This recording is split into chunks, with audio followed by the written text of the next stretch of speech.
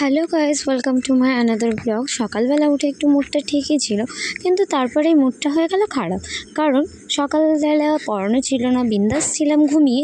তারপরে হঠাৎ শুনলাম যে ঠাম্মার নাকি শরীরটা ভালো লাগছে না, নিয়ে যেতে হবে ডাক্তারের কাছে। তো মা আর আমি মিলে টোটোতে করে ফটাফট নিয়ে গেছিলাম ডাক্তারের কাছে। আর এই যে এখানে ডক্টর অঞ্জন রায়কে দেখাতে এসেছিলাম আমাদের গাজল হাসপাতালের ভেতরে আউটডোরে। আর আমার ঠাম্মাকে কিন্তু নাইটে পরে নিয়ে এসেছি। আর মা ভেতর থেকে খোঁজ নিয়ে আসলো যে এখন নিয়ে যাবে না কি, ডাক্তার এসছে কি না সেই বিষয়। প্রথমে তো ভেবেছিলাম ডাক্তার হয়তো আসেনি, কিন্তু পরে জানতে পারি ডাক্তার ঠিকই এসছে। তারপরে তো নাম লেখানো যেহেতু আগে থেকেই আমরা লিখিয়ে এসেছিলাম, তাই সেরকম একটা সমস্যা ছিল না। পরে ঠাম্মা আর মাকে এখানে বসিয়ে দিলাম, আর আমি সাইডে কিন্তু বসিয়েছিলাম একটুখানি। তারপরে আমাদের কখন নাম ডাকবে সেই বিষয় নিয়ে একটু টেনশনে ছিলাম। আর এদিকে বেলাও অনেকটা হয়ে যাচ্ছিলো, কখন কি হবে সেটাও ভাবছিলাম।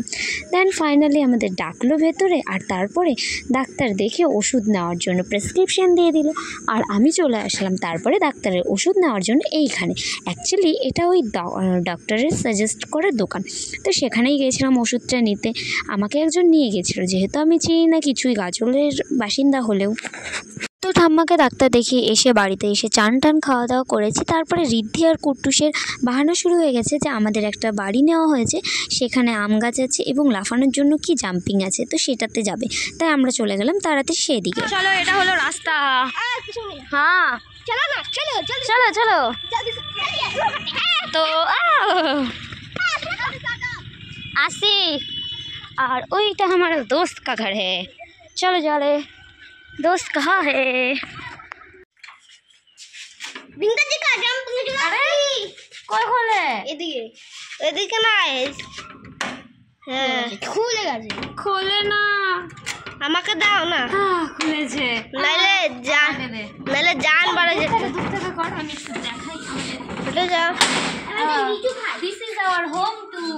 Come on. জুতা খুলে আসো, জুতো খুলে। আরে নোংরা আছে, জুতা পরে যায়। গেটটা খুলো, এই ঘরটায় কই জাম্পিং? এই যে সো এই যে আমাদের বাড়ি, সেটা তো দেখেই নিলে। তারপরে আমরা কিন্তু কাঁচা মিঠে আমের গাছে উঠে গেছিলাম, কারণ আমরা কাঁচা মিঠে আম খাবো দেখে এসেছিলাম। আর লঙ্কা লবণের ব্যবস্থা কিন্তু আমি করে নিয়েছিলাম, কারণ আমার বান্ধবীর বাড়ি এখানে কাছাকাছি, তাই ওকে বলেছিলাম লঙ্কা লবণ নিয়ে আসতে। আর এদিকে কিন্তু আম পাড়ছিল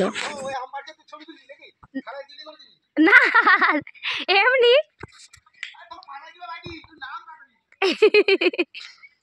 দেখো তা